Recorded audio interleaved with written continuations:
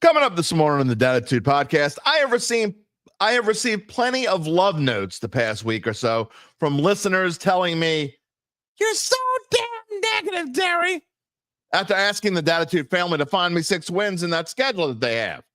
Of course, no one was sending me these sorts of notes when I was saying the team would win 8 to 10 games when Derek Carr was still here. Just the opposite. Are you crazy, Derry? This team is in shambles. Mickey Loomis sucks, Derek Carr sucks, everybody sucks. So which is it? Because many of my colleagues across all sorts of local media platforms are expecting the worst, just like I am. And while there aren't many previous teams in the NFL to compare this one to, there are a couple, and we'll do that this morning. We'll also take another look at the 2025 schedule and see where the most likely places I could be wrong, because you know we want to keep it positive, brother. Oh, wait. I forgot I'm not supposed to say that anymore. Oh, Gabe is here to lament with me, and we also give you a college baseball update. Finally, for today's last word, we go back in time, like a lot of time, as in what seems like the beginning of time. Yep, all the way back to 1985. And no, I do not have a DeLorean, and I don't know a single Libyan. It's all coming up on the most positive podcast in all the land. Next. If you're looking for the latest scoop and in-depth interviews on the Saints, the NFL, the Pelicans, LSU, along with the best bets of the week, then lucky you. Along with high-powered, in-the-know guests who cover our teams, Jim Derry brings plenty of Dattitude. And he'll always tell you the way it is, or at least the way he thinks it is.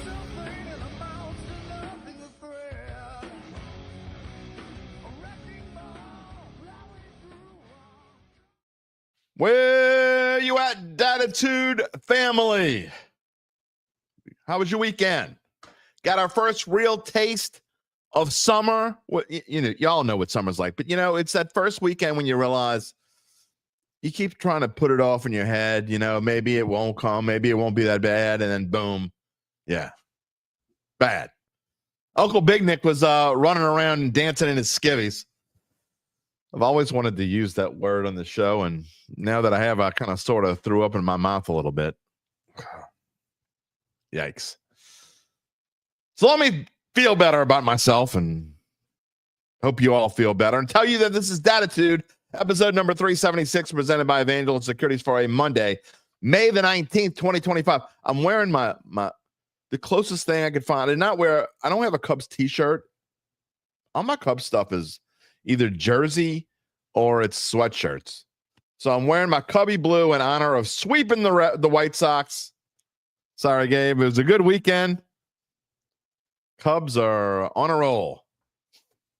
Winning the NL Central by, I think, 2 games over those hot St. Louis Cardinals. Get those pesky Cardinals out of here. I'm your host, Jim Derry, nearly 35 years on the New Orleans sports media scene, and I thank you for being a part of the ever-growing Dattitude family. How are we going to start today? How about a happy 76th birthday to Archie Manning? Say what? Archie Manning is 76 years old today. If you want to talk about feeling, today is going to be, there are lots of things on today's show. My last word is going to make me feel old. I don't want to give you too much away, but you see the last word on the screen. If you can't see the screen, we'll tell you about what's on today's show in just a minute. But 40 years ago, we're going back 40 years in time. What happened 40 years ago today? May 19th, 1985. Something special happened, at least to one of us. Maybe a couple of people watching. Who knows? We'll talk about that coming up in the last word. But you want to talk about being old. Archie Manning, 40 years ago, was at the end of his career, basically. He was 36.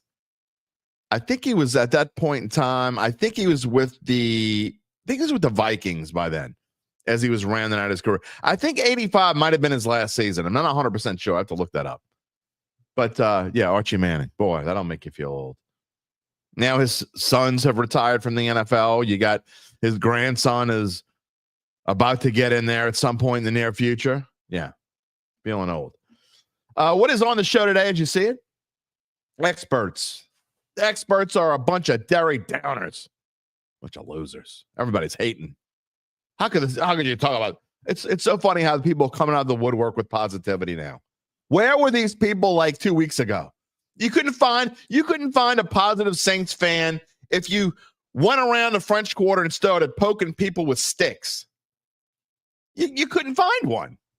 Now it's like the big bad wolf is gone, and now people want to be I'm saying the same people who were being just jackass negative like 2 weeks ago, hated everything about this franchise, are suddenly they're on the, oh man, so people are so negative about this team. Are you kidding me right now? I mean, that's kind of the funny. If you want comedic relief, just go take a look at X.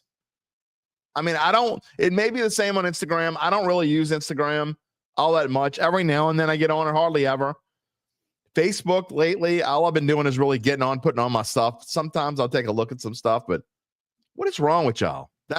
So I'm back to being Derry downer. I was Derry upper too long. Rare situation. What do we mean by that? Well, we'll talk about the quarterback room. We've kind of talked about it a little bit the last couple of weeks, but I want to dive into it a little bit. Jeff Duncan, was it Jeff Duncan? Jeff Duncan dove into it. So we're going to talk about his column here on the air. If you want to go read it, you can find it on NOLA.com/sports/Saints. We're going to go back into the schedule. Maybe I missed something. Maybe when I talk about I'm missing some wins somewhere, I don't know what's going on. Maybe I missed something. So we'll talk about that. And then we're going to talk about college baseball here in the pregame chat on Dat. You know how to be a part of the show. You can type in your comment on YouTube or Facebook. And if you haven't already done so, please subscribe to the Dattitude YouTube page if you've not done so. It's growing. Every time we have a show, it grows a little bit more. Be a part of that. That freight train is rolling, man. Get in there. Click the little bell. You get notifications. We are back to our regular schedule for at least the foreseeable future, probably till I go on vacation. Monday, Wednesday, and Friday, live at 11 a.m. Central Time. Unless something comes up or whatever, I expect this to be Monday, Wednesday, and Friday, at least for about a month. Somewhere around this time next month is probably when I will take my summer vacation. And you know what's crazy? So we got a month of this, okay? And now we're not going to always be talking about the Saints. I've already told you this. We're going to start transitioning. I want to talk more about college baseball. I want to talk about some other things going on. Who knows? We maybe even talk about some Pelicans. Whatever comes up. We may have some great interviews of show. Maybe I'll get a high school coach on here or something. Who knows? It's not going to be 100% Saints the next month or so. But after that, I take my annual vacation, usually end of June, beginning of July. And when I return, it's almost time for training camp. That's where we are right now. It's crazy that we are that close. It's not that far away. So all of that is coming up. Let's show a few comments here this morning. I kind of want to go back and forth between the comments. Speaking of skivvies, good morning. How are you, UBN? I'm not at the Saints Hall of Fame golf tournament. You thought I was important. Why would you think I'm important? I'm important? Nah, not me. Let's see here. That is not the font I wanted to use this morning. Let's go back to this. What else we got here? Mark Gapsky, good morning. Who dat? Gerard Simino, good morning. Gary, good morning. Congrats to my podcast numbers. Yeah.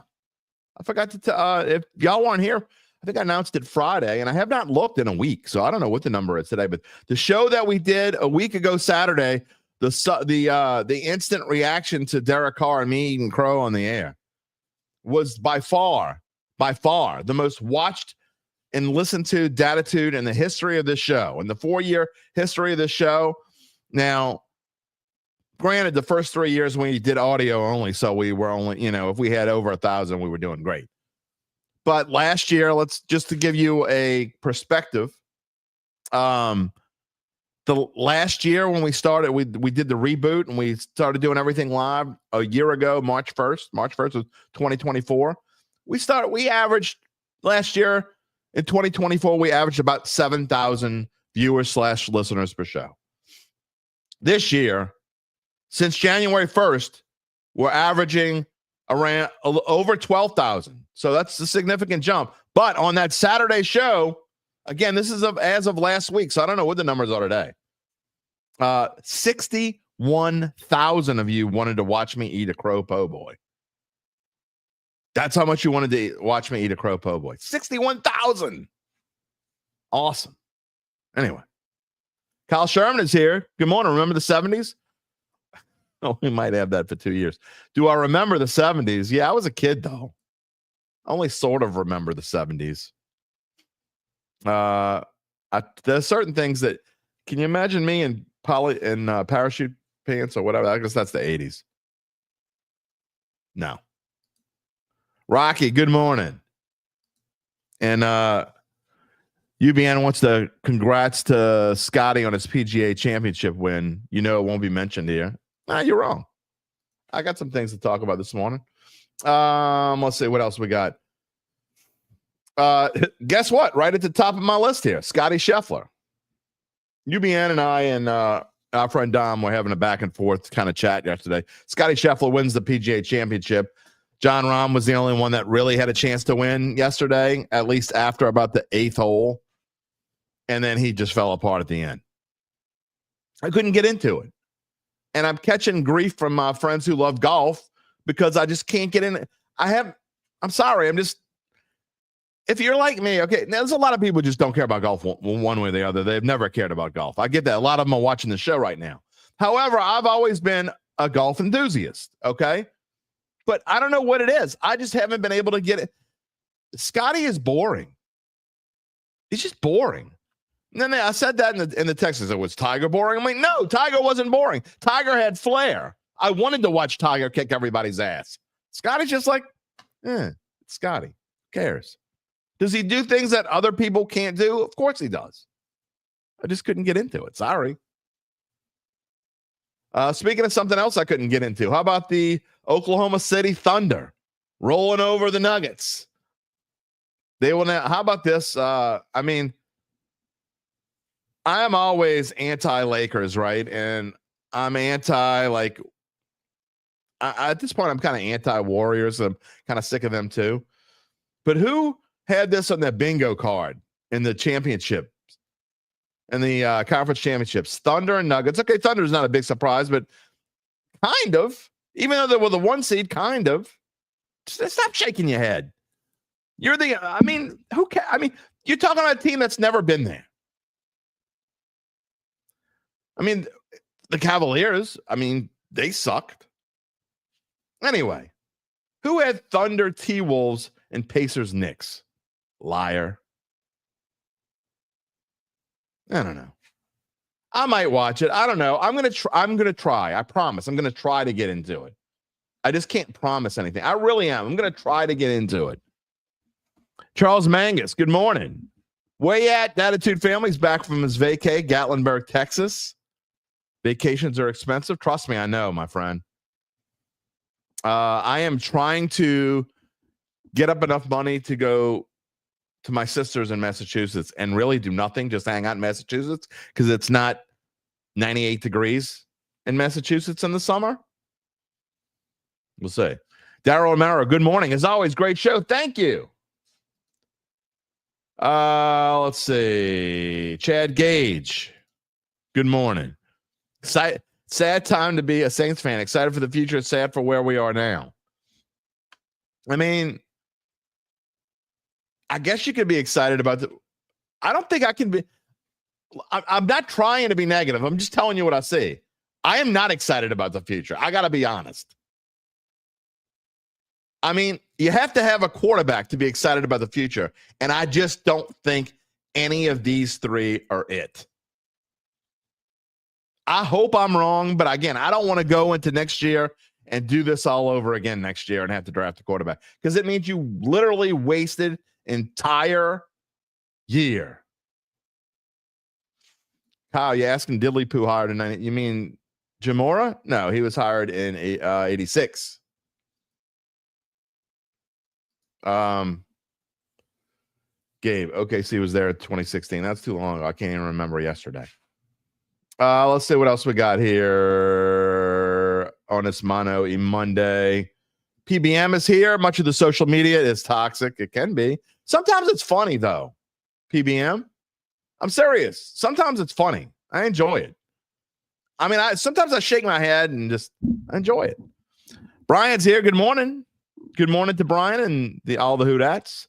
David +1 hash, typical fan mentality. I could talk bad about my team, but how dare anyone else bash my team? That's true. I mean, who's this guy? Who's this guy? Yeah, well, telling it like the way it is, or at least the way that I think it is. Lance Dobard, good morning. Who dat? Polyester in the 70s. Oh, what polyester in the 70s? Plenty of it. Joe Hamilton. Where's Frank and Reynolds? Hello, tuning in from Southeast Germany. Go Saints, who dat? Danke. I think that means thank you. That's about all I know. Even though, little side note, I don't think I've ever said this on this show. Derry was not my dad's real last name.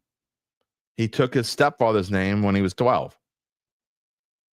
His real last name, which would have been my last name had he not changed it.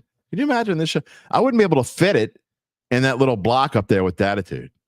My dad's original last name, James E. Neidlinger. Yikes. I'm thankful to my father every day for changing his name. Multiple reasons. Brian Petone. In my opinion, how I think the quarterback situation is going to play out. Barring Tyler Shough being awful, I mean, just flat out awful, he's a starting quarterback. I mean, he would have to be really, really, really bad not to be the starting quarterback.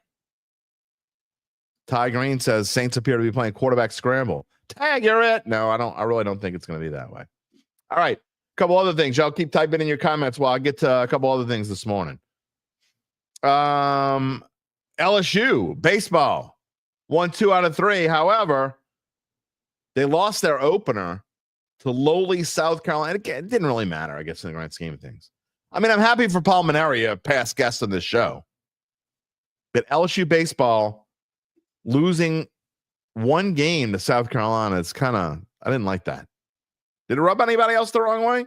Maybe it's just me. I don't know.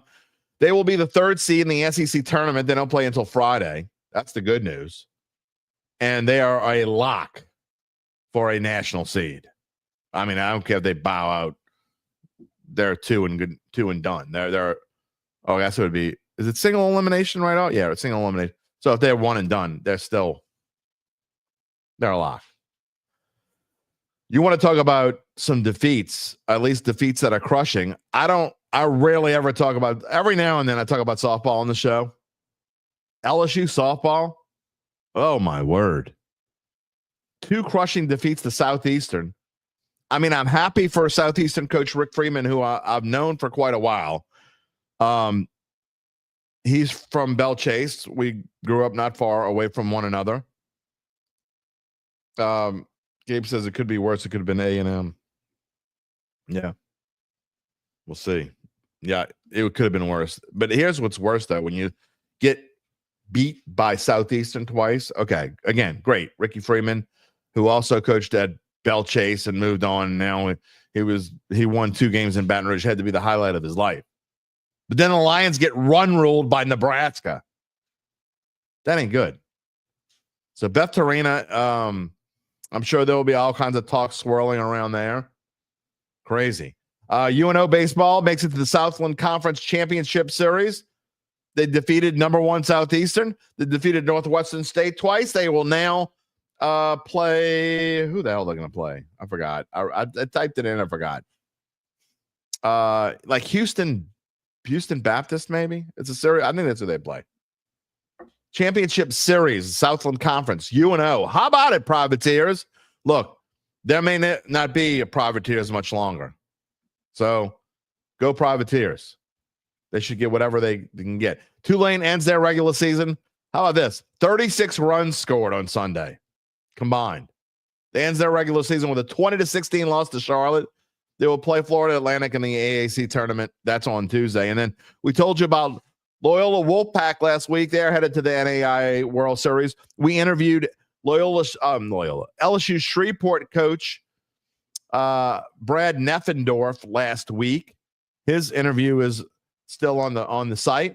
54-0 now. They are 54-0 as they head as the national number 1 seed to Lewiston, Idaho. And luckily, LSU, Shreveport, and Loyola are on the opposite ends of the bracket. Wouldn't that be pretty cool? If LSU, Shreveport, and Loyola could meet in the NAIA, that would be fun. Be a lot of fun. Be looking forward to that. Let's see here. Ty Green, first time listener. Well, welcome to the Dattitude family. Ty, if you don't mind, if you get a chance, go find us on YouTube and subscribe to our Dattitude YouTube page. You can always find out when we go on the air live, which is every Monday, Wednesday, and Friday at 11 a.m. Central Time. But we have had some weird times as of late, weird dates as of late. You would have known that we had an impromptu show on that Saturday. Again, I got 47,000 views on the New Orleans Saints NOLA Facebook page. That's crazy. That's insane. So anyway, we're going to talk about Saints the rest of the way now as I'm about to change the banner here. But I want to talk. I think Wednesday we're going to spend. I'm giving you a heads up. I know how much I love talking about Saints, and we will talk about Saints a lot over the course of the next month before I go on whatever summer vacation I'm going to go on. That being said, we are going to talk about other things as well, and that includes college baseball. We will be talking about college baseball on Wednesday. Maybe multiple teams. Maybe we'll get Koki in here. We'll talk about LSU baseball. Try to get someone in from Loyola. We'll talk about that. Who knows? We'll see how it goes. That's coming up later this week on Wednesday, and then we'll see who our guest Friday is going to be, because right now it's all up in the air. All right. Before we get to the rest of the show, talk about Saints, talk about the quarterback room, talk about ask the question of the experts being too negative, go dive more into the schedule. Before all of that, let me tell you about our friends at Evangeline Securities. Of course, they are a company that can help you decide if it's the right time to sell your family-run or privately held business. And just as importantly, they can figure out what that business is worth. I mean, that's really the number one question before you can proceed, right? If that's you or someone you know, it's time to reach out to Evangeline's founding and managing partners, Nick Braden and Ron Hemelt. They will start by scheduling a complimentary valuation from their offices, either on Poydras Street. You can find that, right? Poydras Street. You know where that's at. Or in Lafayette. From there, you would be well informed to begin to make the decision on your future. No one's ever negative about Evangeline because I dare you to find anyone equal to them on their platform. Tarot card does not work there. We'll fill you in more later in the show. In the meantime, you can check them out at www.evangelinesecurities.com. Is this going to be the return? I was going back and looking at some old shows. And even when we did the quote-unquote rebrand, we did shows in an hour. Can you believe that? Could this be the return? We'll see. How many comments are we going to have today? UBN says, lines are up, LSU's 3-point dog at Clemson. I think that was up already. Not a surprise. Gabe, has that been up? Is that new? That's been up, right? Yeah, that's been up. Chad, we may be back here next year, but hopefully we will be better off in the O-line. I agree that they'll be better off in the O-line, have a better head coach, have cap space, flexibility, and free agents are all positives for the future. Yeah, I don't disagree with that part of it. The problem that I have, and here's why and again, I'm not trying to be negative. I'm just telling you what I see. Why I have a problem with where they are right now. It's not so, again, you talk about a quarterback room, you go out and spend the 40th pick on the draft, which is basically, I mean, is there that much of a difference between 32 and 40? No. So, I mean, low end, first round, early second round, you used high draft capital to get a quarterback in a draft that didn't have any quarterbacks worth snot. I'm not trying to be mean. I'm just telling you what the people who know what they're talking about are saying. It was an awful quarterback class. It was one of the worst we've seen in 5-6 years. And overall, if you go back through time in the last 20, it's in the top 3 or 4 worst classes. But yet the Saints felt the need, and not just because of Derek Carr. Fine, I get it. Derek Carr's gone. You knew when you drafted that Derek Carr was going to be gone and you had to get yourself a quarterback. You didn't want to go through the season with Spencer Rattler as your quarterback. I'm not going to go through the whole you should have known before thing. But when you have a quarterback room again like this, and again, we're going to get into the quarterback room thing in a minute. And I hope I'm wrong about Tyler Shough. I hope I'm wrong about Tyler. I hope Tyler Shough and Spencer Rattler both are fantastic. It's a great battle. Shough barely wins because they're both so good. We don't even know who's starting, and they surprise everybody. Could it happen? Sure. Is it possible? Absolutely. Is it likely to happen? No.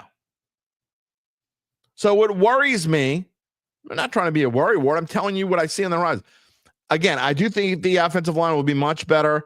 There's more depth in the offensive line. They can afford to have an injury where they couldn't afford it last year. It showed.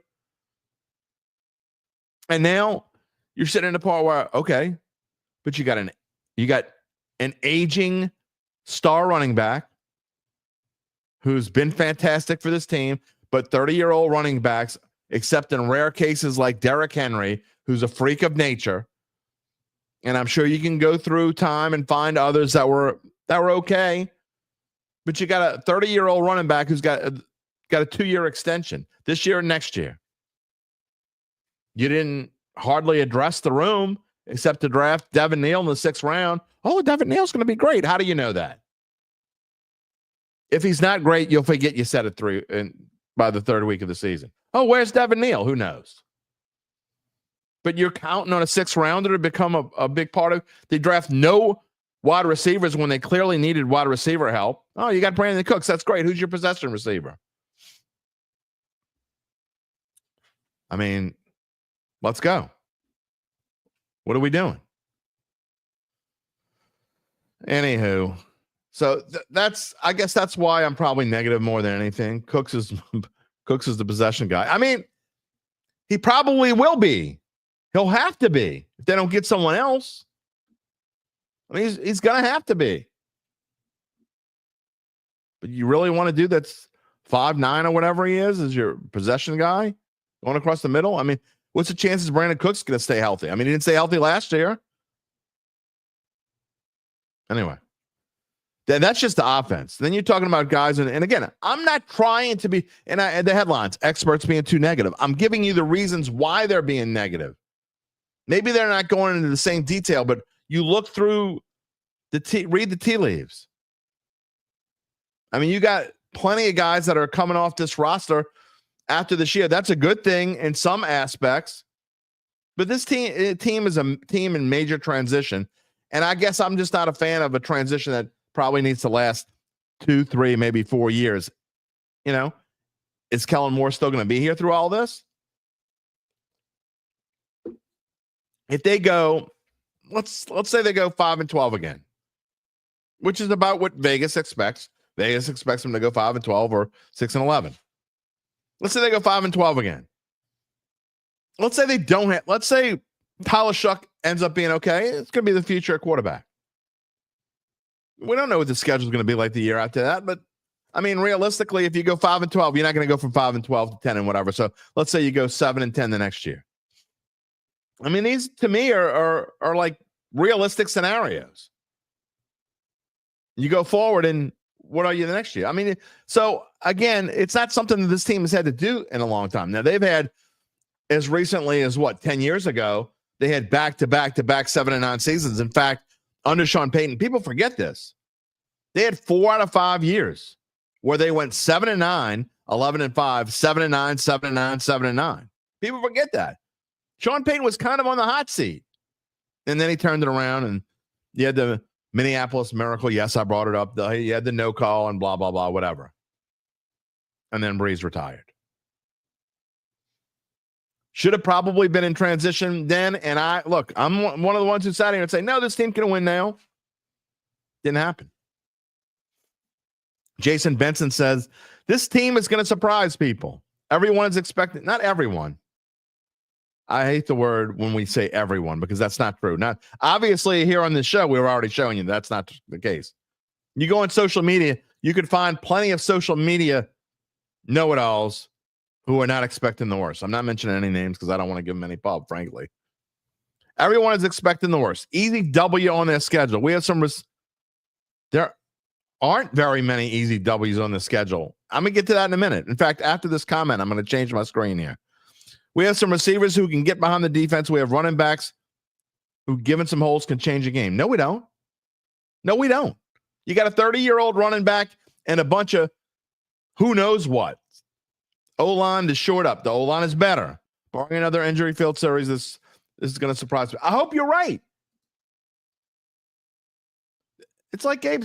I agree with Gabe. Gabe and I don't always agree, but we agree on this. There isn't a single easy win on this. Not a single easy win. As you take a look at the schedule that I posted on the screen. And if you're listening to the podcast after the fact, you know what the schedule is, but I'm posting it anyway. And I want to talk about some of these games, some of this schedule. Where do you see an easy win on the schedule? There are 17 games in the schedule. The Saints are favored in one of them, and they're favored by 1.5 over the Jets in Week 16. There isn't a single thing. There isn't a single easy game on the schedule for the Saints. Yeah, if we were talking about the Saints last year's team, or maybe even 2 or 3 years ago team, yeah, I could find a few. But my biggest problem with this schedule is you're staring 0-4 right in the face, okay? And you want to say, okay, I think they'll win one of them. Okay, maybe they'll beat Arizona in the home opener. The Dome will be rocking on that home opener. There's no question September 7th, the Dome will be rocking. Arizona isn't a juggernaut. I do think that they're a 9-8 kind of team, maybe 8-9 kind of team. Who knows? Maybe if I were looking for a surprise team in the NFC, I think they actually have potential to be one of those teams. Arizona kind of reminds me, I don't know if you remember, Robert Griffin III came to the Dome, I don't know, what is it, 12, 14 years ago? His rookie year, whatever year that was. His rookie year, came in the Dome. The Redskins weren't supposed to be any good. That's what they were then. That's why I called them that. They weren't any good then. They weren't supposed to be good. He came in, shocked the world. They went on a run. Washington finished 10-6. Surprise team. Now, Kyler Murray's no rookie, but I think this Arizona team could be better. Okay, so let's just say Arizona's better. The Cardinals are a 3.5-point favorite on the road at New Orleans. Then you get San Francisco. That's definitely not going to have another year. San Francisco's not having another year like they had last year. Not this year. I get they lost something. That's. Let's just say they win one of those two. I don't think they are, but let's say they win one of those two. They're not winning at Seattle, and they're definitely not winning at Buffalo. So they're 1-3 at best. Can they beat the Giants in New England? Sure. But they're underdogs to both of them. Probably not going to win. You see where I'm going with this? I'm not trying to be negative. I'm being realistic. That's what this show's about. See, people don't mind when I'm uber positive about things, even when they don't agree with me. They're here. They don't mind when I'm uber positive. But some people mind when I'm too down on them. No, I'm not. I'm telling you what I thought a month ago. I'm telling you what I thought a year ago. I'm telling you what I think today. Not always right. But, you know, it is what it is. Let's see. What else we got here? Charles Broom, welcome this morning. Good, bad, or indifferent. I'm ready for some football and some new faces. Now, that is true. That is definitely one thing. You want me to talk positive? I will say this. I think a lot of us, look, even the very few of us who thought, look, this team, they can't win without Derek Carr. Hope Derek Carr comes back because you want him to win some games. That being said, now that he's gone, I'm not that upset that he's gone. I mean, it's going to be a tough transition. And again, we don't know how long this transition, who knows? It might not. It may be you positive people, maybe you'll be right. But I am excited about new faces because this team needs an injection of something like that. There are still too many people on this team who are going to remind you of the past. But the ties to Sean Payton are finally almost all out of the building. Not all of them, but a lot of them. And I think that was important. What else we got here? Let's see.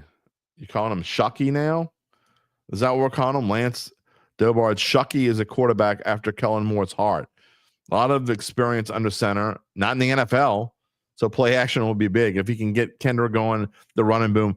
We've now been saying for 3 years, they could get Kendra going. Look, after 2 years, if you ain't got going, I hope it happens. But unless you're like a Sam Darnold or something, think about how many players finally found a way to get it going after a couple years of nothing. I mean, you look at someone like Trevor Penning, who's been not good. Trevor Penning wasn't that great. And now he's serviceable, so we're getting excited about somebody like that. He says, drop off between, had to take Shough. Drop off between him and the next one was big. You didn't have to take Shough. I don't agree the drop off between him and the next one was big.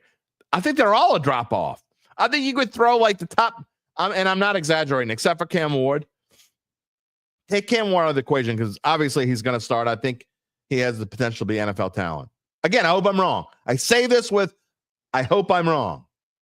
But you could take Shough, Dart, Dylan Gabriel, Shedeur Sanders. I don't know. Go down the list. Whoever else you want to put in there. Throw them in a hat. I think one of them will climb out of the hat and be decent. The rest of them, we won't even mention them 5 years from now. None of them. So you didn't have to take him there. Again, not only, I don't want to repeat the same things I've been talking about for weeks, but you're talking about a guy who, I don't care what anybody says. I don't believe you if you say this. I don't believe the Saints if they say it. I think that was a panic move. I think he would have been there when you picked in the third round. And again, even if you think he's not going to be there, take something else. Early second, take a running back, take a wide receiver, take whatever, take a cornerback. And then if you want to trade your 2 third-rounders and move back into the second round, I guarantee you're going to get them. Whatever. Jason says he's just thankful that a quarterback can see it with O-line. That's true. That's definitely true. We haven't seen a lot of those. Rich Marciano, are there any shows from 2017 to 2020 that we can go back and watch and compare how negative you were or not during the Saints winning days? Well, I hosted the Black Eagle Today show in 2015. Seems like I'm a natural pessimist. I'm a natural pessimist because I'm telling it like it is. Where were you, Rich, when I was saying that this was an 8-10 win team and people were telling me how silly I was when Derek Carr was here before? Where were you last year when I was predicting that the Saints had a chance to win 9 or 10 games? Where were you 2 years ago when the over-under on the Saints was 9.5 and I said the Saints would go over? Where were you? Yeah, you were waiting for me to be negative so you could sit here and tell me all I am is a pessimist. I've taken them over 3 years in a row before this year. I've taken the over-under win total 3 years in a row before this year. That's because I'm a pessimist, I guess. You goddamn pessimist. You keep picking them to go over. Wait, I thought the definition of pessimist was... Never mind. Seems natural, pessimist, despite not wanting to be one. I didn't say I don't want to be one.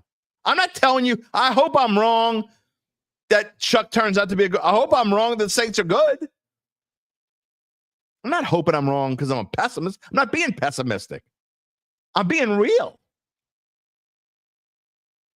I'm sorry if realism isn't something that you can handle. I get it. It's tough to handle realism. Where on this schedule can you find? I want someone to tell me, honestly, okay, are the odds makers that wrong? Because they're rarely that wrong, okay? Rarely. It happens, but there's a reason why they make money, okay? You find me, okay, let's go over the 6.5. Find me 7 wins in this on this schedule. I can't find 6. I don't even know if I can find 5. But if you're finding 7 wins in this schedule, you ain't living in the real world, my friend. Without hope, life is meaningless. Hope they win. Go ahead, beat Arizona, beat Frisco. Go win on the road at Seattle. Nobody thinks they're beating Buffalo. Beat the Giants, beat New England, you're 5-1. Holy smokes. Get real. And then forget about all that. Even if they do find a way to go like 2-2, let's say the best of every single world that possibly could ever, planets are colliding, positivity is just oozing out of everybody's pores, and the Saints find a way to start 4-2. They go 2-2 in those first 4 games, and then they beat the Giants and Patriots. Everything is right with the world, and they are 4-2. Can you look at this schedule the rest of the way? What is that, October 12th? They play New England. They have 4 home games after October 12th. 4. They play 6 of their final 9 games on the road with the bye week shoved in there. They have 1 home game. After week 8, they have 1 home game until week 15. Even the best of teams against a mediocre schedule would have tough times navigating that. Ask the Bills. The Bills, they didn't last year, but for 3 or 4 years before that in a row, who, in my opinion, I think everyone would agree the Bills are one of the best teams in the NFL. Got to be top 5, right? For what, 4 or 5 years in a row? I don't think that's overstating anything to say that. Yet they have gone through seasons. Again, they didn't do it so much last year, but 3 years in a row before that, they go through a rough patch in the middle of the season. This isn't a team that can afford to be a rough. I'm trying to be a realist and tell you what you're looking at here. If you want to be positive and think the Saints going to win 10 games next year or 9 games, or if positivity in your eyes is 7 wins, and that's the step forward, and then they're ready for 10 wins, great. Without hope, life is meaningless. But be realistic. After week 8, at Rams, at Carolina, bye week, home for Atlanta. Oh, they'll beat Atlanta just because you think they're going to beat Atlanta because you hate Atlanta. They're underdogs in both games, and I got to be honest. I think if they win 1 division game this year, it'll probably be against Carolina. That's the best chance to win a division game. Or maybe you shock someone, whatever. But then look at how it ends, okay? Let's look at the last 4 out of 6. None of those teams are super juggernauts, except maybe Tampa Bay, where they're like 9.5-point dogs on the road right now in week 14. But Miami, I mean, they're like 9-8. They're a 9-8 kind of team on the road in Miami. Saints going to be like touchdown dogs. Again, 9.5 points. So back-to-back weeks of touchdown dog, basically 10-point dog. And you come home, yeah, maybe you can beat Carolina and the Jets, maybe. What's Tennessee going to be? They're not supposed to be that great. Fine. At Tennessee, though, you're talking about games on the road. At Atlanta. Again, 6 of the final 9 on the road. That means you have to set yourself up. If you want to win 8 games this year, 7 or 8 games, you have to set yourself up early. And the NFL did not do the Saints any favors by piling all those home games up. Not only did they pile the home games up, but you could argue that 2 of their top 4 toughest home games are right there in the first 2. So, yeah, you did them a favor by opening the first 2 games at home for a rookie head coach. But you gave them 2 of the. I'd much rather see the Giants in New England there. Then I'd say, okay, maybe the Saints can start 2-0.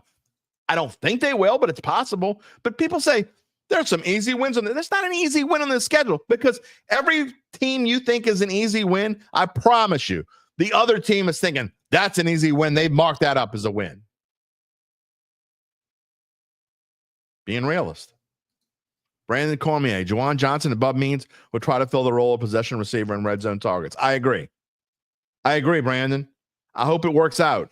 I hope Bub Means can take a big next step up.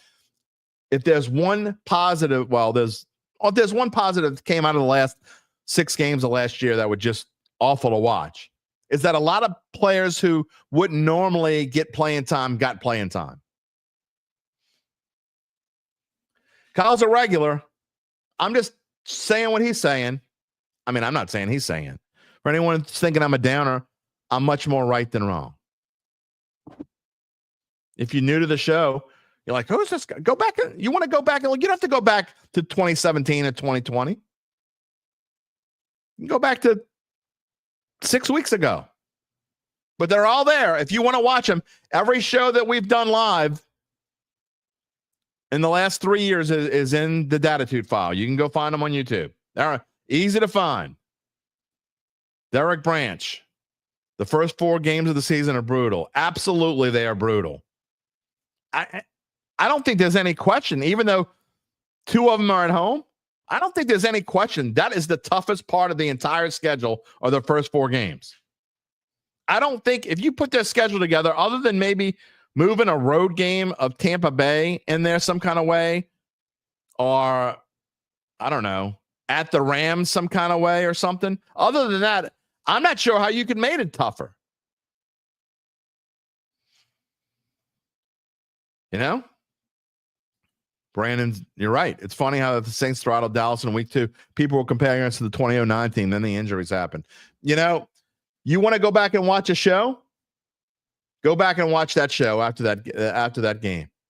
I had I don't remember exactly how Mano E Monday went. It was something along the lines of, I know we had a fan who was at Rouse's and wearing a cowboy shirt, crying, and his girlfriend or wife was making fun of him. But I basically said, I'm not ready to jump on board just yet. Maybe look. I mean, I thought they were an average kind of team. I thought they were going to be an 8-9, 9-8 kind of team. Maybe 10 if everything went lucky. But people were, it's like Brandon said, they were comparing them to the 2009 team. The Derek Carr haters were where you couldn't find them. They disappeared for a very short time. They came back in a hurry. The problem, again, starts at quarterback. Gabe says ceiling is 6. Gabe's going to come on in just a minute. One smoke. I still don't know about the defense because they didn't address the pass rusher. Just got to hope Chase shows major improvement and actually gets the quarterback and not pressure him. I mean, the problem, I think, Smoke, is that there's so many needs. I mean, they sort of addressed it. I don't know. Jason, there's nothing wrong with being a homer. I mean, you are who you are. I'm not even telling you not to feel what you're feeling. Okay. I'm telling you my point. The point of a show when you watch is to get the perspective of someone else. I'm giving you my perspective. I'm not telling you not to think that way. Think whatever way you want. For those listening to the podcast after the fact, Jason says, I was saying we're going to be viewed as the easy W. Maybe I'm just a homer hoping for the best. LOL. I mean, I just want to know where were the homers when I was saying this, when I was saying similar things before the quarterback situation turned into what it turned into. Charles says, new coach, new attitude. That's great. You got a new attitude. That's wonderful. Fantastic. I'm glad you got a new attitude. Doesn't mean you're going to win 8 games. Chad says his 4 wins are Giants, Jets, Panthers, and Falcons. So he thinks he's going to win 2 in division. I could see that. I don't think any of those are unrealistic. Michael Morgan says he sees 4 to 5 wins in beginning of rebuild. You know what, though? And here's another thing. You want positivity? I will be positive with this. There is a chance that if you get 5 wins, there is positivity at the end of the season. You don't have to win 8 wins for it to be positive. If Tyler Shough or Spencer Rattler, whoever it may be, if they take this big step and if at the end of the season, you say, or someone says, or we talk about on this show, and a majority of the Saints fans, Dattitude family, Hoodats, if a majority say, I think we might have found our next quarterback. If that's the majority of sentiment, then that's a reason to be positive, because that's step number 1. If the offensive line play say, you know what, They play much better at the end of the season than they played in the beginning of the season. They improve throughout the way. And you say, you know what? Kellen Moore looks like he knows what he's doing. The staff looks like they did a decent job, because there is certainly a possibility that this staff does a good job. The quarterback takes, whoever the quarterback's going to be, takes big steps from week 1 to week 18, but yet the team still wins only 4, 5, or 6 games. That's incredibly possible. So if you're looking for something to be positive about, that is a possibility. So when Michael Morgan says he sees 4 to 5 wins beginning of rebuild, it is possible. It is possible. Jay Tucker Rafferty says Kendra Miller is in trouble. Neil from Kansas could be the future. You could be the future, Jay. We've been through this road. We've been down this road. You know, one thing, well, there's lots of things we miss about Sean Payton, but Sean Payton was not just a quarterback whisperer. He was also a running back whisperer. He would bring people in here that didn't look like they had any chance on planet Earth to be real running backs. Just names off the top of my head. Pierre Thomas was what, a 7th round pick? Or maybe he wasn't even a 7th round pick. I think he was an undrafted free agent now that I think about it. Tavares Cadet, Chris Ivory, all these guys that, I mean, no one would ever think they were going to be good running backs, and they turned out to be something. We haven't seen one of those since. So do I hope Devin Neal from Kansas could be a future? Absolutely, I do. But I'm not expecting anything there. And I think running back is a major weakness on this team, because if you think Alvin Kamara is going to play 17 games, you cray. Ain't happening. Lance Dobard says Zach Barnes sucked and then he balled under a new coach. Moore may get Kendra Miller going. Maybe. Possible. There he is, Big Sean. You want to talk about Big Sean? I know you say you would have picked 9 wins with Carr too, but man, you were the Darius Downer of them all. And now you're like Mr. Positivity. I hope you're right. Hope you're right. William wants to know, do I see the Saints signing a veteran quarterback like Carson Wentz? I hope so. I think it can only help in the quarterback room. But the further you go along and they haven't done it, maybe they're waiting to post June 1. I don't know.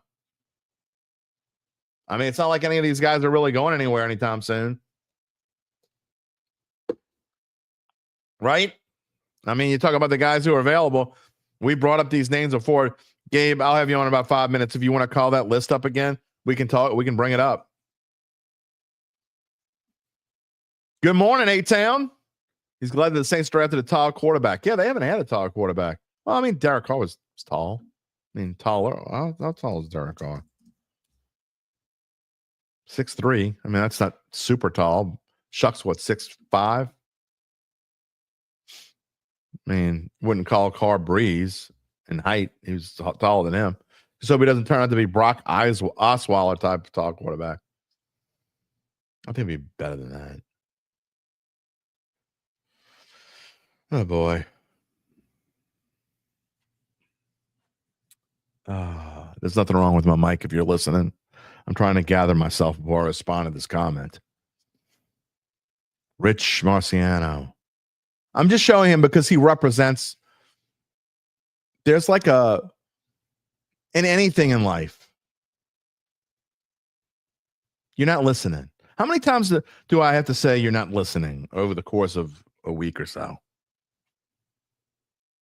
My realism is my subjective opinion. Well, no shit. This show is called Dattitude with Jim Derry. Do you want me to give someone else's subjective opinion? Maybe I can give, I don't know, John from the Bywater can come on and I can give his subjective opinion. Whose subjective opinion do you want me to give, dumbass? I mean, really? It's truly mind-boggling sometimes. It's mind-boggling. I'm not trying to be mean. But sometimes you keep coming at me. You keep coming at you like trying to press a button when you pressed it.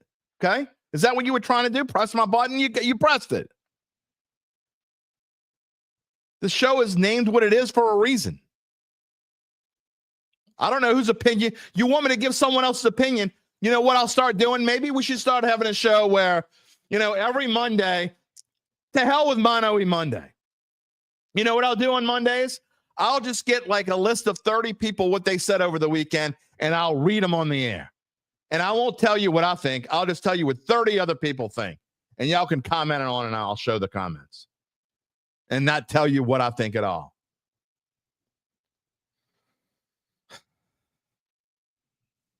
John Burris says not worried about our offense due to our offensive line, 3 good running backs. But our defense really needs to get better. I'm worried about both. Earl's more worried about Atlanta than he is the Bears. I'm worried about both. Sean says, you really can't say what this team is until you see the quarterback play of whoever starts. No, but you can predict what the quarterback's play is going to be. I mean, I don't necessarily disagree with the premise of your statement, but you can't. I mean, sure. I mean, you can predict anything. We're predicting. When you make a prediction of 4 to 5 wins, even if you're an optimist, that means you're predicting that quarterback's going to struggle. I mean, this team has too much talent to where if the quarterback is good, is NFL ready, which is unlikely, very unlikely. Let's be real. Then I'm going to be wrong. If Tyler Shough / Spencer Rattler is good and it is NFL ready, I'm going to be wrong. And I'll tell you that I'm wrong on this show, because when I give my opinion, I also tell you reality. And if they're better than I think they're going to be, reality is going to be that I was wrong. Richard Horner says he's been saying since Wednesday, this is one of the hardest, easy schedules he's ever seen. Absolutely. 100% true. Absolutely true. Nola Man is in a glass case of emotion. And I know you're still a little sore at me that I told you to go get those season tickets. A-Town says that he's given them 4 wins this season. And if the Rodgers hype train joins the team, then you give them 6 wins.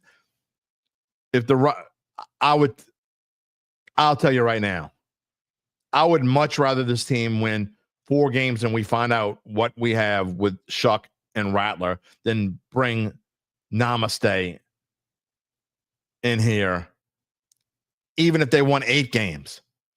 You all know that I've said you don't lose on purpose. Never want to lose on purpose. But if you gave me the choice of 4 to 5 wins with Shough / Rattler or 8 wins with Rodgers, I'm taking 4 to 5 wins with Shough / Rattler. That's the one time when get out of here. That would be just ridiculously dumb. Earl's Picks wants to know, when I thought Carr was starting, so that I had a chance to win maybe even the division. And I did say that. Do I think Carr would really make that much of a difference? Absolutely. I think a quarterback makes that much of a difference. Derek Carr is a real quarterback. The 2 we have now, and I don't count Jake Haener because I don't even know if he'll still be here in August. I kind of doubt he will, to be honest. And if they sign a veteran quarterback, he's gone. So I don't even count him. Derek Carr's a real quarterback. In my opinion, Tyler Shough, Spencer Rattler are not. Again, I want to get to Gabe here, so I'm trying to pick and choose here a few. After Dallas, Brian says after Dallas, starting to believe the hype, never a Carr hater, still not dude, was always doomed here in a bad teams.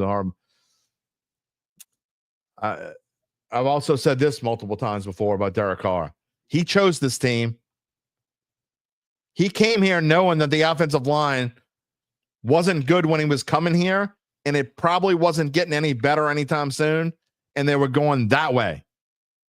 He chose this team. He kind of brought it upon himself. He would have brought it upon himself. I don't even know what you're talking about, Big Sean, with rookie Derek Carr. That doesn't even make any sense to me. Corey Atkins, 2-8 or 1-9 going to the bye. You can see it. Yeah. I think that's realistic. I mean, I think I mean, at best 3-7, right? Going into the bye. One Smoke says crazy. The strongest group on offense, the O-line. I actually agree with that. I think that is the strongest part of this team right now. I agree with it. A-Town says you got to love this show.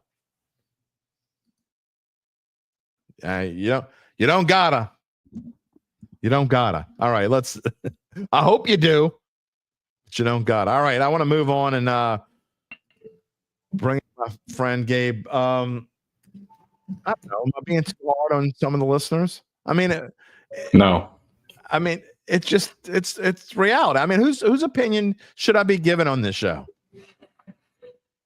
I mean, it's a simple question, really. I'm not trying to trick you. You should be giving yours. Almost choked on the racetrack. Anyway, how are you this Monday morning? Doing good. Some of the comments got me a little fired up, but pretty good. Well, that's supposed to. That's what Mano E Monday is all about. UBN says we need a Dattitude roundtable discussion about wins. I will take all bets for you, 9-8 peeps. Okay. Yeah, I'll be your bookie if you want. If you want to bet on over Earl 8.5. Earl says we're here for my opinion. I mean, it's just a simple question. Why this guy's giving his opinion? What the hell's going on here? What do you want me to just read stuff? I mean, this isn't this is not like the 5 p.m. news. So I had a question for you. Oh, wait, real quick. Hold on. Charles, Yeah, okay. stop drinking gas. Are you crazy? And I'm not joking. Free plug through the racetrack. This is better than Starbucks by far. And it's about a third of the price. It's way better than Starbucks. 100%. Go ahead. So while I look up this win total thing for Oscar. Let me, or for One Smoke, not See, Oscar. Big Sean loves my delusion.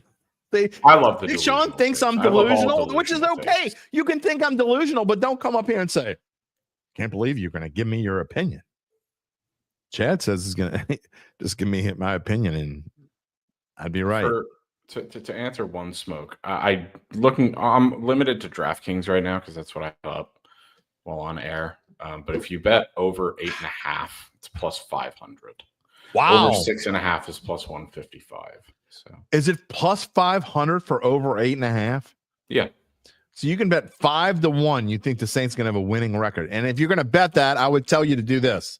If you're going to bet that, donate Might it as to a well local bet charity instead. Well, no. But if you're like that convinced, I would say you're probably better off betting the division at 10-1. And you can find it 12-1. Actually, I think. No, probably not. I don't think 9 wins is going to get you the division this year. You beat Tampa Bay. I don't think you would beat Tampa Bay. Okay.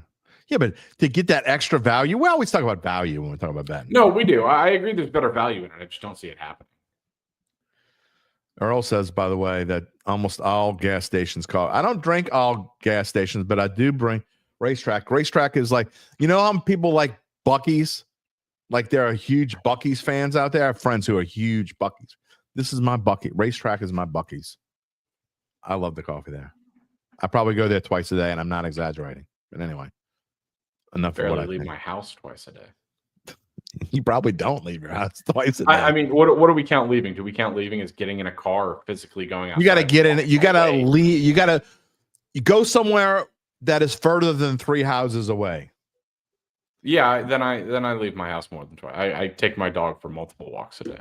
All right, well, that's leaving the house. Yeah, there you go. Smoke says he'll take over the 6.5. Charles says 5.5. Smoke says they're going to go 7 and 10. They're plus 155 at DraftKings for that. UBN. I do like Buc-ee's, but I don't love it like everyone else's. I just, the clean bathrooms at Buc-ee's are very nice. Very. You don't think it's a good bet? Okay. It's not a good bet. I completely agree with you there. But if you believe it, I'm not going to talk you down from that ledge. Hashtag my opinion matters. Everyone's opinion matters. Let me ask you this, Jim. The question I was going to ask you. You said no to Aaron Rodgers, and it blew my mind. I know it did. You said you would rather go have 4 wins with these guys. So what's the difference between Rodgers and Carr? Is it purely the off the field stuff? Because Carr, I think, is already been a part of this team. I think he could shut the idiots up if they were winning. Then they would be quiet. They would crawl back into their holes. The Rodgers, we would be just the circus that it would bring every week. Yeah. Okay. I can't deal with that. I mean, it's going to be a big enough problem trying to rebuild. You don't need the national spotlight because there's not going to be any spotlight on it. I mean, as well as I do, the news is going to be led. Most newscasts around are going to be led with LSU football, not even Saints.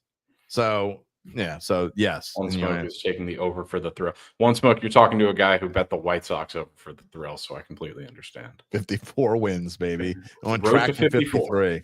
We're on the road to 54. All right, what else you got? Let's get into So I was going to ask you that because I think when you look at it objectively, the ceiling of this team is just about the same with Aaron Rodgers as it would be with Derek Carr. You're not going to really win anything. I don't think that's I think the ceiling with Carr would be higher. I think they could actually win. I think with Rodgers, I don't think Rodgers at his age I think he's done. Like, I think he's like really, I don't think he's going to come. First of all, I don't think he's going to come back. And I think if he comes back, he's not going to do anything. He's done. So, but obviously Carr's done. If he's got anything left in him, which it seems I think he's going to play 1 year for Pittsburgh, and I think he's done after that. But I don't agree that. I think they're a similar ceiling. I think they're what as quarterbacks. Yeah. Okay. We're wasting time talking about comparable numbers. Yeah, it is a waste of time. I was curious as to what your thought process was given the drastic shift. I don't want a national circus here. That's basically it. I don't think. Also, are you referring to Robert Griffin? Because if you saw a rumor that he wants to come back, Robert Griffin the third. Almost guarantee you. I almost guarantee he doesn't want to come back. No, he's almost guarantee you that's false. Yeah, that's definitely not true. What else you got from me this morning? We hardly texted at all this weekend. I don't even know what you're thinking. Not a ton. The A&M softball I was referring to earlier. They were the number 1 national seed and they lost at home to Liberty. I did not know that. Oh, yeah. See, shows how much number 1 national seed. And and their baseball team lost 2 of 3 in Georgia, meaning this came from Kendall Rogers, who runs D1 baseball. They would have to win the SEC tournament to make the postseason. And they were the preseason number 1 and preseason betting favorite to win the title. Wow. Okay. So it's pretty remarkable how quickly they've fallen. Do we think LSU baseball is a lock for a national seed, right? Yes. Yeah, they're a lock for a national seed. Here's a good question. What do you think?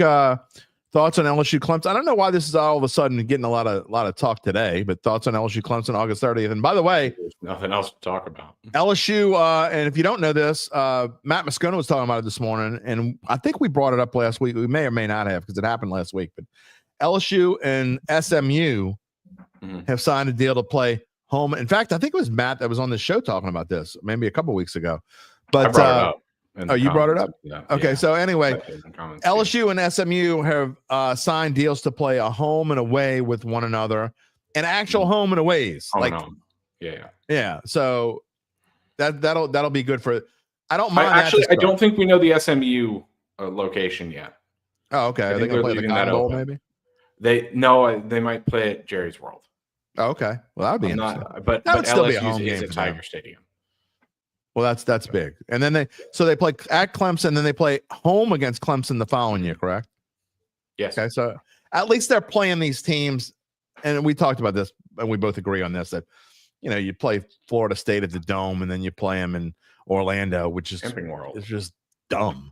And then you go to Vegas and play USC. Don't start your season. No. I will never bag a team for playing at Allegiant. That is my favorite stadium in the country. Yeah, but it still didn't work. But anyway, thoughts on LSU Clemson August 3rd. It's a little too early, but I would say this. I mean, obviously, I think this is, you never want to say there's no such thing as a must win in week 1 anymore. You can't say it's a must win, but with this team, I think you really need to set a tone. Yeah, you have to win this one. I mean, Brian Kelly keeps. I'm tired of him bitching about losing that first game, and then don't bitch about it. Just then do it. Win. This is what happens when you schedule these big games. week 1. Yeah. But LSU has always been the team to schedule tough teams week 1. If you go back to the late 2000s, early 2010s, they had, Oregon, Washington, West Virginia, North Carolina, Wisconsin, all of those teams who they played. God, that's 15 years ago now. All of You're getting those old, buddy. teams. When you look at all those teams, they've always been a team to start with these games. I wonder if they shift away from that mentality in the modern era, because these games, as everyone knows, are scheduled years in advance. Yeah.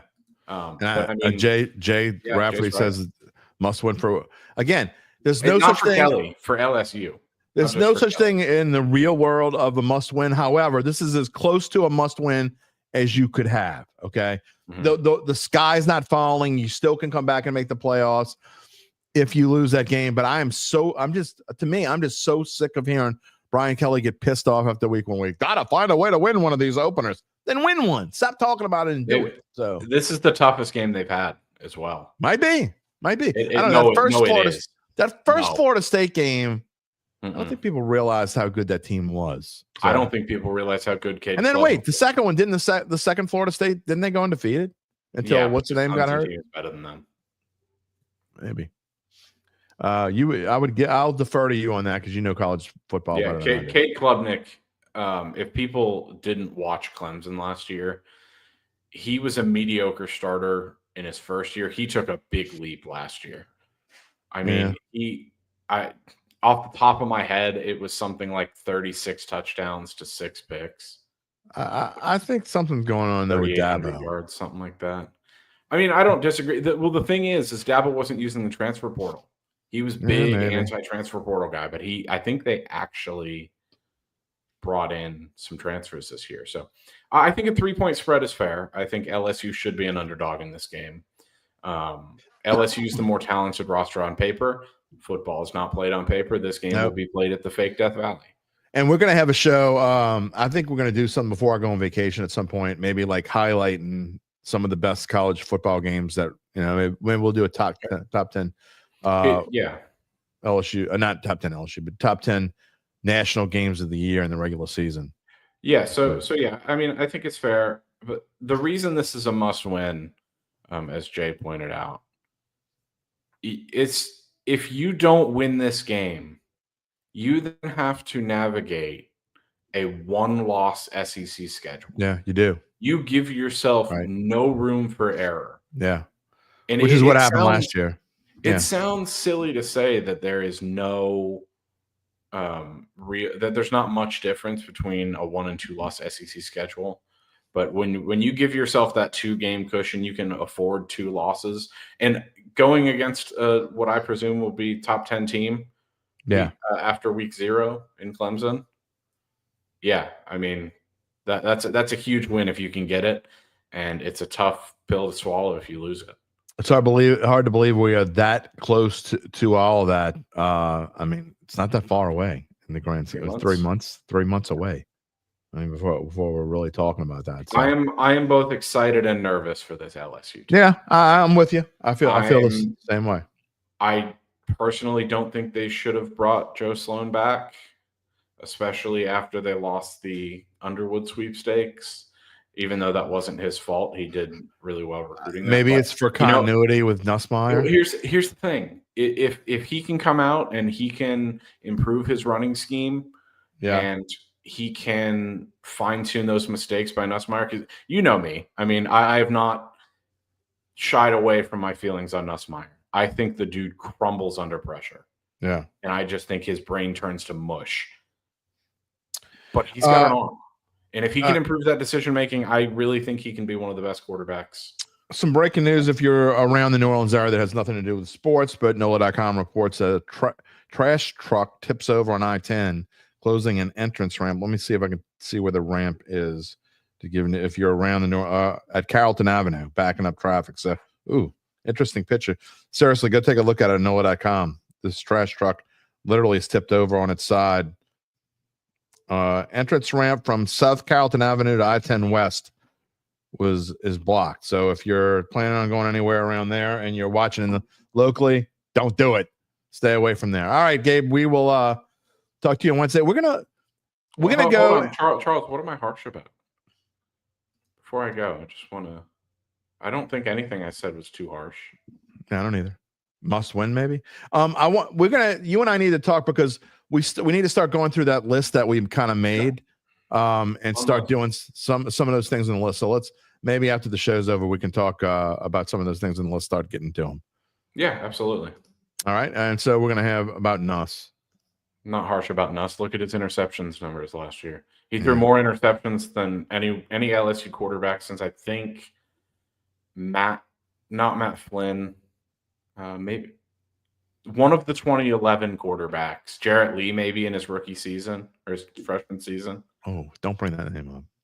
I used to argue about. Yeah, exactly. I had a friend of mine who loved Jarrett Lee. And I mean, he should have started the national championship game. No, he shouldn't have.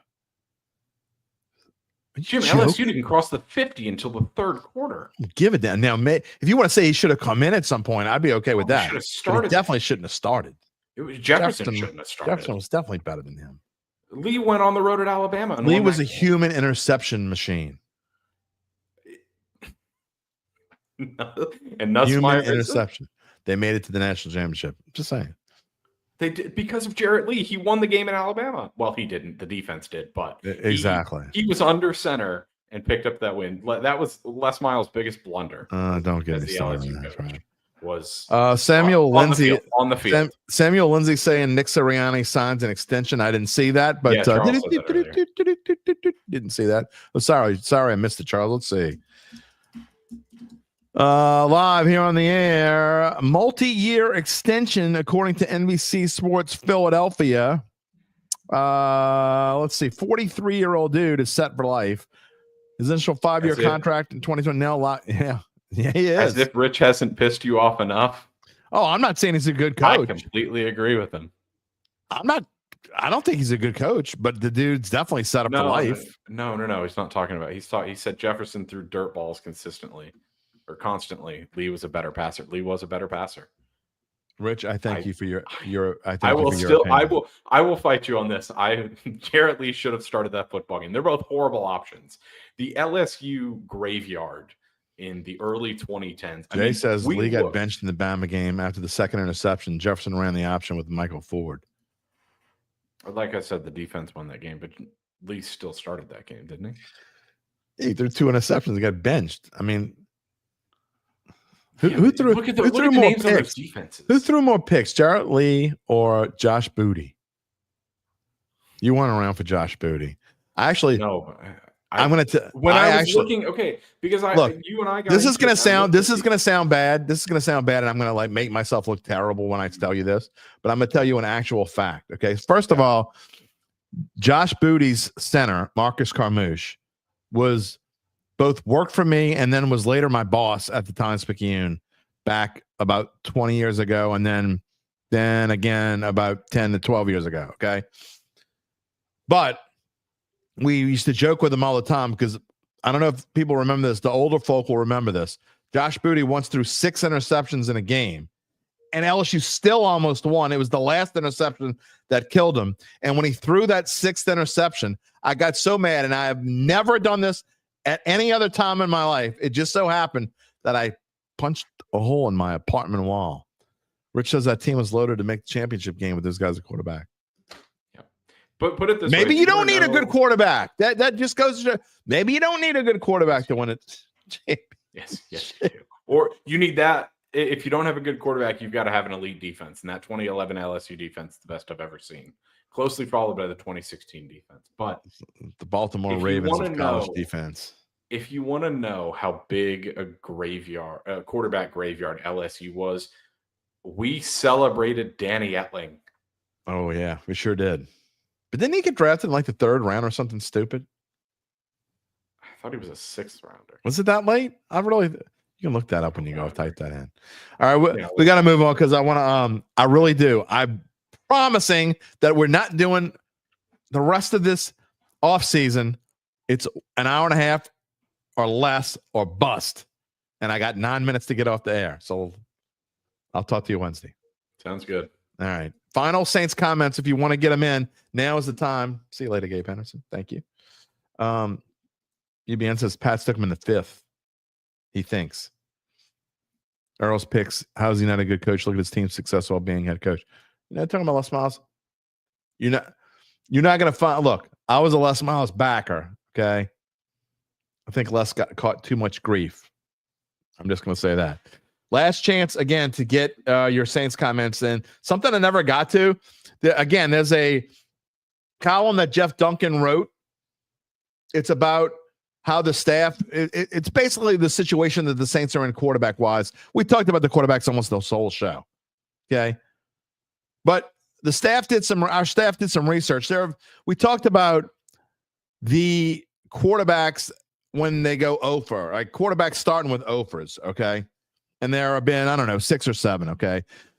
However, there have only been 2 other instances in the modern NFL history where there's been a quarterback room, according to Jeff Duncan and our staff, that had even a similar amount of little, quote-unquote, little experience. The 1993 Seahawks, of which Mickey Loomis was an administrator on that team. Rick Meyer was the 2nd overall pick in the 93 draft. Dan McGuire was 1-1. And Stan Gelbaugh was 0-10. So they had, what is that? 12 games of experience. They finished 6-10. I would take 6-11 right now with the Saints. Well, actually, I wouldn't take it because that means I lose all my bets. I want a miracle 7-10 finish is what I really want. Make it happen, I know, but a guy can hope, right? And then the other one is the one we've kind of talked about multiple times here. 2001 Panthers. Chris Wenke was a rookie. You want to talk about a rookie? He was a 29-year-old rookie. Does that sound familiar? I mean, Tyler Shough's not 29. But he ain't young either. Chris Wenke was a 29-year-old rookie drafted in the 4th round. And in his 15 games, he went 1-14. He went 1-4 the rest of his career. They also had Matt Lytle and Damian Craig. Lytle played in just 1 game. He started and lost. Was out of the league after that season. He was a 25-year-old rookie the year before. And then Damian Craig attempted just 8 passes in the NFL and was out of the league after that 2001 season. So only twice before has a team entered with this sort of, inexperience at quarterback. Duncan says that no other first-year Saints coach has faced a more difficult circumstances from a quarterback standpoint. And I say, at least in the Benson era, that's certainly true. Think about it. Jim Mora had Bobby Hebert. Jim Haslett had Jeff Blake. Sean Payton had Drew Brees. Dennis Allen had Jameis Winston and Andy Dalton. All quarterbacks with a decent amount of NFL experience. You could argue Bobby Hebert had been in the USFL for 3 years and had only been in the NFL for 1. But still more than this room. You could argue about Mike Ditka, that he was in a similar situation. However, Mike Ditka had Heath Schuler and Billy Joe Hobart, both of whom were veterans and had a few starts elsewhere. And Mike Ditka had coached before, obviously, and won a Super Bowl 20 in 1985, or 1986, the 1985 season. Interestingly, Doug Nussmeier was on that team as well, now coaching this team. So he has experience with that. So, I mean, I guess the grand scheme of things we talk about it is what? We talk about that this is the rarest of rare situations the Saints in. That's why I'm being a realist. It's not about being negative, a Derry downer, or being pessimistic or any of that. It's being realist. The Saints are doing something that has hardly ever been done before. Can they be successful? Sure, they can. The likelihood of them being successful, super low probabilities. You know what's super high? The chances are super high that we can tell you about Evangeline Securities and how they can help you figure out what your family-run or privately held business might be worth and whether it's time to sell. They do it by offering a complimentary valuation of your company, and if you decide to proceed, native New Orleanians Nick Braden, Ron Hemelt, and the folks at Evangeline will begin an extensive auction process from established private equity funds from around the world. And they'll maximize the return for the founder and his or her family. Evangeline Securities is the top producer on their platform. There are very few companies like them in this area, and none with their dedication and success. They are fully licensed and ready to serve you. So get in touch with Nick and Ron about what's really important. And it ain't my opinion. That is not what's important. What is important? Gabe Henderson? It's for your life. You can find them at www.evangelinesecurities.com. Okay, a couple more comments. I have staff? No. I got Gabe.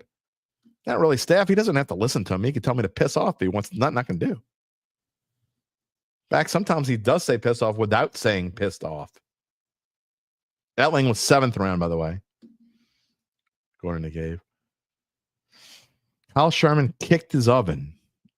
Is that because we're talking about LSU back in the Les Miles days? Says Chris Wenke was half the athlete that Chuck is. Maybe, but you're still entering. You might be right. You could 100% be right. Well, I mean, you are right. I mean, Chuck was a better athlete than Chris Wenke was. The point is, though, experience matters. And when you're talking about experience, this team doesn't have any in the quarterback room. By the way, before I get to the last word, which is a personal note, smash that like button. Smash it. Me and algorithm. Old algae. Damn it. Hit it. Jason, oh no, we suck again. Oh no, we suck again. Is that the voice you meant me to say that in? We suck again. What a boy. What a boy here. All right. I might finish with one last word about the Saints, but I've got to get to this today. The last word. I'm giving a tip of the tassel to the Archbishop Shaw High School class of 1985. 40 years ago today. How old am I? 40 years ago today. My classmates and I walked up the aisle in the Archbishop Shaw gym, which doesn't look much different today than it looked 40 years ago. Mel Levitt was our guy. Do y'all remember Mel? If you're under the age of 50 or maybe 40, let's say 45. If you're under the age of 45 and not from New Orleans, you have no idea who Mel Levitt is. Mel Levitt was a local newscast host. Started, I think, at WDSU, like, I don't know, in the 50s. He was the one that used to do like when they had the parades at night. And WDSU would have the parade recap. They would show all parades, even the ones going through the quarter until like 71. Anyway, who knows? Maybe the reason why I'm sitting here today is because of Mel Levitt. 40 years ago today, my classmates and I graduated. You want to see what it looked like?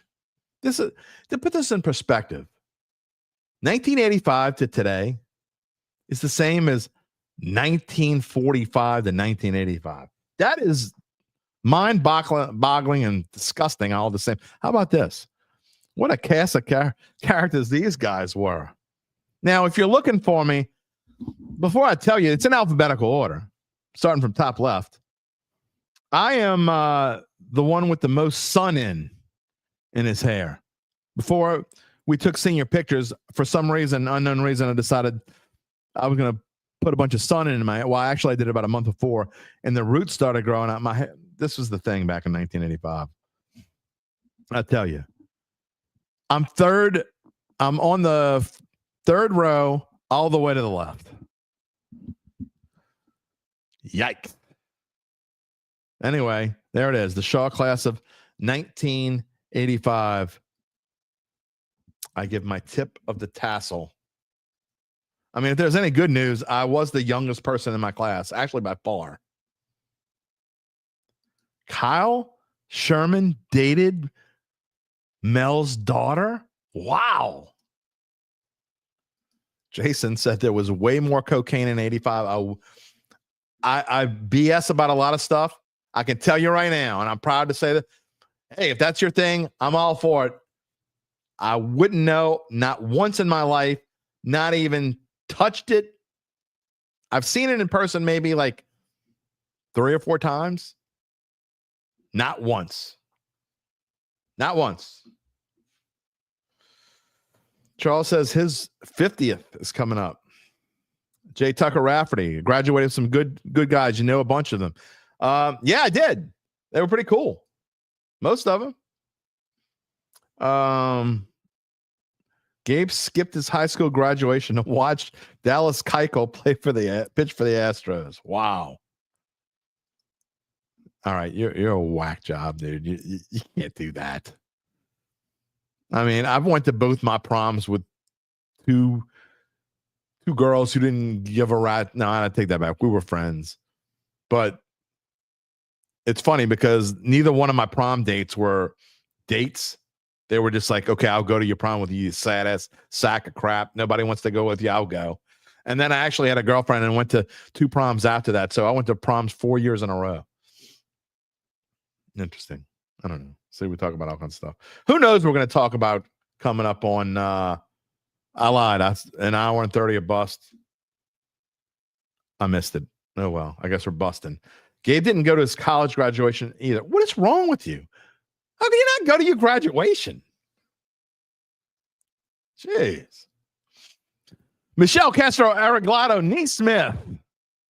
Good afternoon. Glad you can make it. We're almost done, but glad you can make it. Charles says half his class with potheads. I don't think anything's changed in 50 years, Charles. I think pretty much, in fact, it's way worse today than it ever was. I mean, I'm not trying to single anyone out, but I know plenty of Gen Zers who have graduated. They are what they are. It ain't any better. Let's put it that way. Earl says class of 2000 didn't make it, went to GED route. Okay. That's fine. Some people say if you graduated from Shaw, you went the GED route. I mean, you got a diploma. I got to go to college after. I went to college. Remember, I was making fun of Tyler Shough for going to college for 7 years. I went for 8. So I didn't say that back when I was making fun of Shough last week, but I went to college for 8 years. I am not a doctor. Dr. Derry, no one has ever called me Dr. Derry ever, nor should they or will they going forward. John Bolin, if Shough plays like pick 40 and they stay healthy, projections are way low. Yeah. If was a skiff. UBN says, come on. It doesn't want to show it. Closer to your dad's age than mine. You graduated in 1998. I know. My son was born in 1998. Again, I will say I was the youngest person in my class. I was 16 when I started at LSU. Chad Gage graduated from VC in 91, Virginia Commonwealth. VCU? What is that? Oh, or is that Vanderbilt Catholic? You're talking about high school. You graduated from Vanderbilt Catholic in 91? Missed those times? Me too, man. Van Wilder was made after me. Last comment of the day. Kyle Sherman, Mel Levitt, Hap Glaudy, Buddy Diliberto, and me. Okay. I appreciate it, Kyle. But the only reason why I would make the Mount Rushmore of my own home is because there are only 4 of us that live here.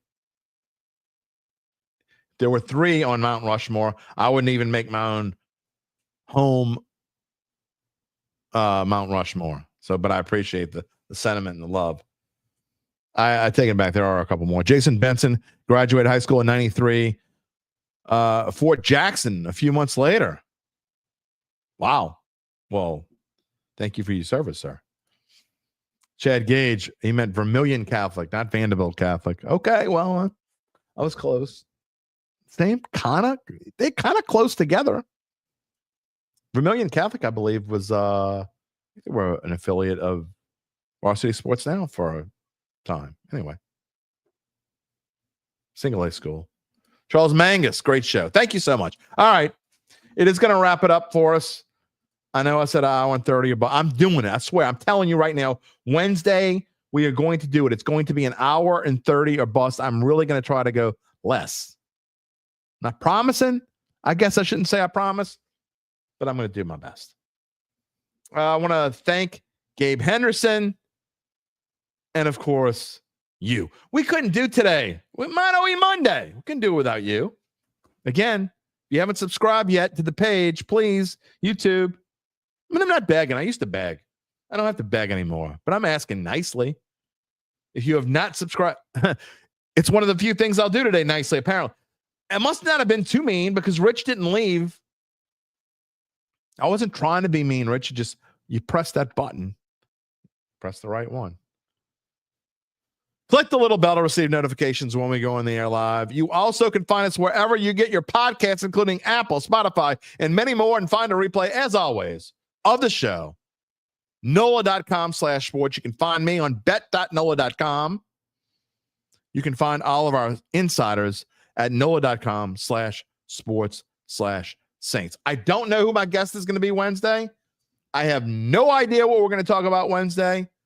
You'll just have to come back and find out. Whatever it is, I promise you it's going to be a whole lot of fun because that's what we do in this fun show.